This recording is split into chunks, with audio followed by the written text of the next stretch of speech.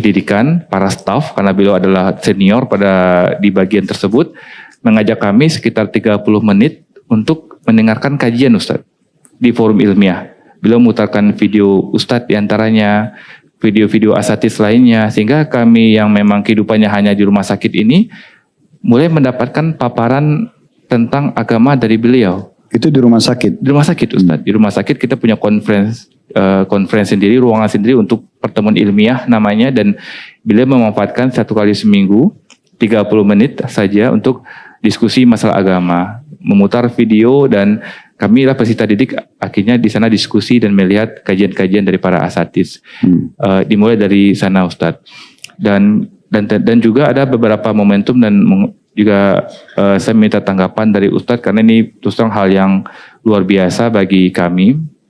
Jadi bagi saya pribadi ada 3 kematian Ustadz dari pasien yang ditangani yang akhirnya menyebabkan hal yang menggerakkan saya dan juga beberapa teman untuk benar-benar sungguh belajar agama. Jadi yang pertama Ustadz 2017 mungkin semester 2 atau 3, waktu itu kami tugas di IGD rumah sakit, datang salah seorang pasien.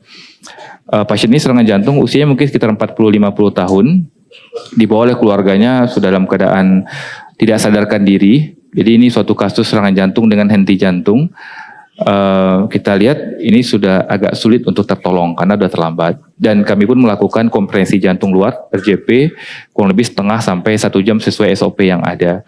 Nah, dalam follow up yang kami lakukan Ustadz, tidak ada respons sama sekali. Artinya ini kemungkinan sangat kecil untuk tertolong. Di monitor pun sudah asistol namanya, kita lihat di pupil di matanya itu sudah lebar. Jadi kalau secara teori kedokteran ini udah nggak ada lagi nih orangnya gitu. Akhirnya kami hentikan pertolongan dan bersiap untuk menyampaikan kabar kematian kepada keluarga.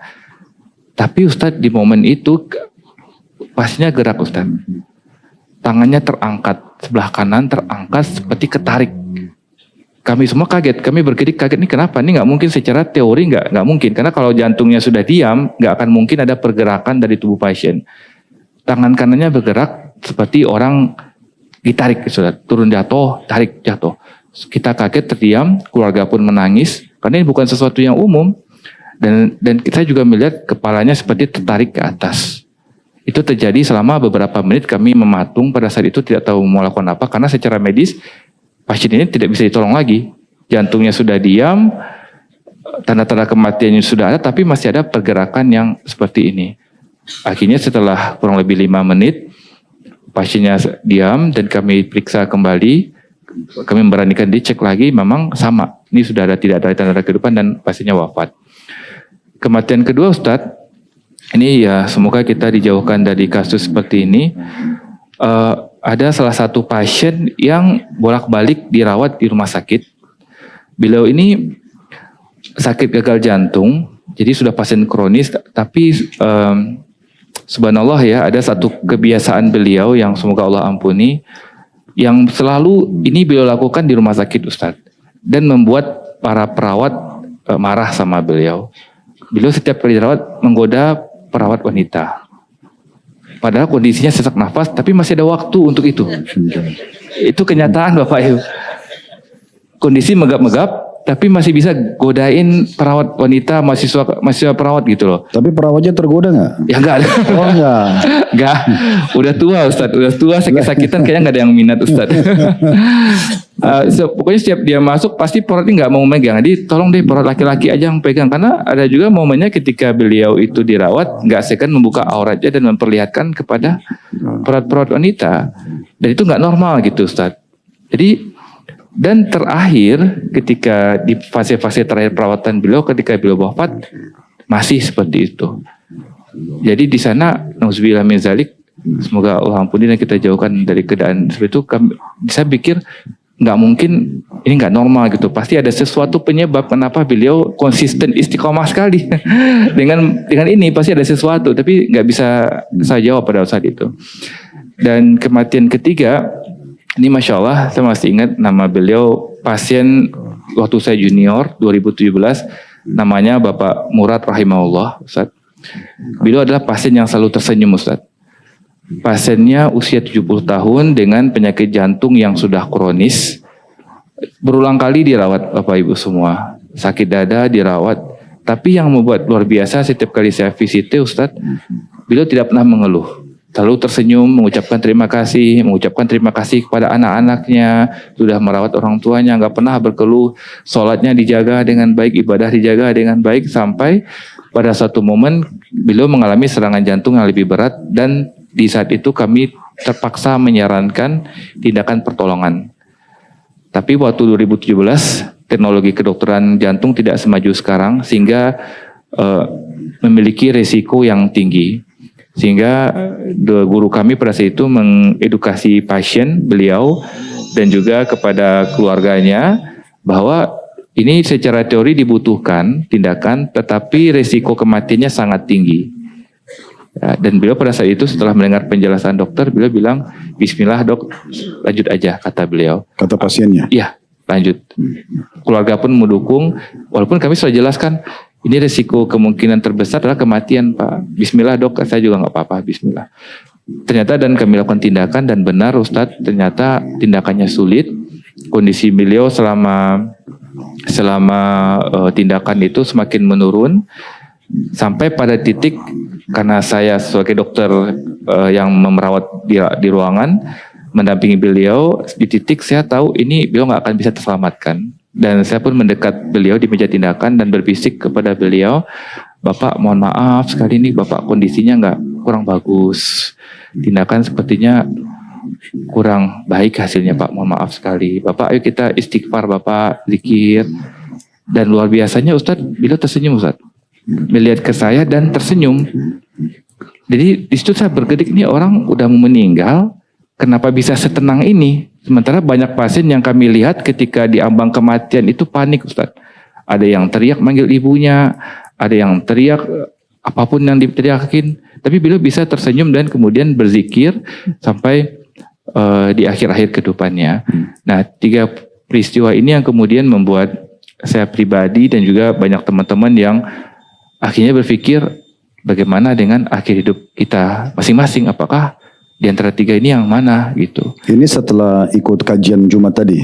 Iya, jadi dimulai artinya dari sentuhan-sentuhan spiritual dan keimanan begini tuh datangnya setelah ikut kajian atau memang sebelumnya? Setelah ikut kajian Ustaz. Setelah ikut kajian? Iya, sebelum ikut kajian ada kejadian seperti ini juga, tapi mungkin tidak menyentuh atau gimana? Belum, karena kasus-kasus seperti ini baru ketemunya ketika pendidikan Ustaz. Pendidikan spesialis. Jadi mungkin kalau jawabannya itu dok, memang ada hadis Nabi SAW, seseorang akan ditutup hidupnya dengan kebiasaan yang dia lakukan. Jadi saya sering sampaikan di kajian, kalau kita mau tahu orang ini husnul khatimah atau su'ul khatimah, kita bisa lihat dari apa yang Allah tutup hidupnya. Atau beberapa hari sebelum dia meninggal dunia. Nah biasanya begitu. Kalau orang biasa sholat, kita kan bisa lihat di cuplikan tuh di YouTube, di media, ada orang yang sujud terus meninggal, ada yang lagi khutbah meninggal gitu-gitu kan. Ada yang lagi ceramah, ada orang lagi haji, umroh. Ada pola-pola atau kebiasaan yang mereka terapkan selama hidup, jadi Allah tutup dengan itu. Ada juga orang mungkin dia terbiasa kayak tadi pasien yang kedua. Mungkin memang itulah pola dia selama ini. Sehingga akhirnya mendekati kematian tetap aja dilakukan sama dia. Nah itu mungkin jawabannya di situ. Ada juga orang kadang-kadang dia mungkin semasa hidupnya terkenal orangnya sangat baik. Gitu kan.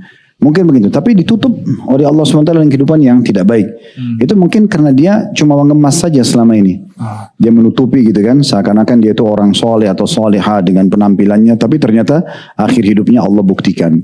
Nah, itu memang ada hadis yang berhubungan dengan masalah itu. Mungkin gini dok, yang selanjutnya kali itu kan tadi sebab hijrah ya. Kalau kita bisa simpulkan mungkin ada peran seorang dosen yang sudah lebih dulu kenal agama, kemudian dia juga ingin berbagi kepada mahasiswanya dan mahasiswinya, sehingga dibuatlah di rumah sakit sementara nunggu karena tujuan jurusan spesialis itu di rumah sakit, diputarkanlah kajian Jumat gitu ya. Iya, baik, sekarang setelah antum itu tahun berapa itu? 2017 atau 2017 sekarang kan 2012 2013 Ustaz Afan. Ya berarti sudah kurang lebih 13 tahunan 13 tahun yang lalu Ustaz. Dari masa itu kemudian sampai sekarang ini apa yang antum lakukan supaya bisa tetap konsisten istiqomah dengan hasil hijrah ini? Apakah ada satu kejadian besar dalam hidup, ada penemuan kayak tadi misalnya kasus-kasus lain di rumah sakit gitu kan? Atau apalah mungkin ya? Baik, jadi Ustadz jadi bisa saya simpulkan Ustadz, bagi kami seorang dokter, kalau setelah menjadi seorang dokter itu bisa dikatakan profesinya, kalau guru-guru kami mengatakan profesi yang sunyi Ustadz. Maksudnya begini, tidak ada satupun yang tahu tujuan dari dokter ini meresepkan tindakan, apakah ini benar-benar ikhlas, tulus untuk pasien, kebaikan pasien, atau hanya sebab materi, kecuali hanya dirinya dengan Tuhan gitu, dengan Allah Azza wa Jalla. Dan ketika lulus sebagai seorang dokter spesialis dengan kesibukan yang luar biasa, pasti akan merasakan kekosongan di sana Ustadz.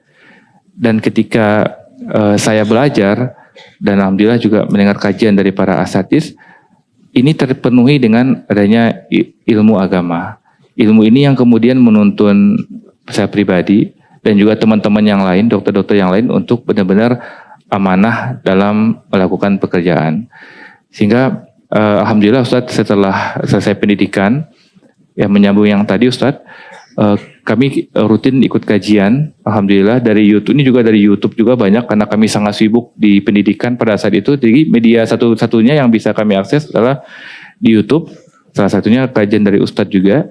Di situ kami banyak belajar dan mengenal sunnah Ustadz. Dan bagi kami metodologi dengan sunnah, dengan manhaj salaf itu sangat sesuai dengan pola kedokteran sebenarnya Ustadz. Karena ketika kita dokter melakukan pengobatan, misalnya jantung melakukan tindakan A dan B, harus berdasarkan dengan bukti ilmiah yang kuat. Dan ketika kami mengikuti kajian-kajian sunnah, alhamdulillah setiap pernyataan, setiap ilmu yang diajarkan sesuai dengan disampaikan dalil-dalil di belakangnya. Sehingga bagi kami dokter sangat-sangat mudah menerima kajian-kajian sunnah. Dan alhamdulillah Ustadz, saat ini sudah banyak komunitas dokter mengaji, itu sudah sangat banyak sekali, dan kami sudah punya komunitas sendiri yang insya Allah saling menguatkan. Jadi mungkin bagi Bapak Ibu semua yang pesimis terhadap dunia kedokteran ya, tidak seburuk itu insya Allah. Banyak sekali ikhwan-ikhwan kita, para dokter-dokter yang saya kenal, beberapa ikhwan dokter spesialis yang masya Allah soleh, dan beliau pun berdakwah, dan itu komunitasnya semakin banyak. Walaupun mungkin akhir-akhir ini Ustadz ada kasus-kasus yang mencoreng nama baik kedokteran, tapi dengan adanya kajian-kajian ilmu agama ini, saya yakin ini akan membuat dunia kedokteran lebih bermanfaat bagi masyarakat Ustadz. Artinya kiat istiqomahnya tadi mendengarkan kajian-kajian. Nah Ustadz. Ya, menyibukkan diri untuk itu. Waktu dosen tadi mengadakan kajian Jumat,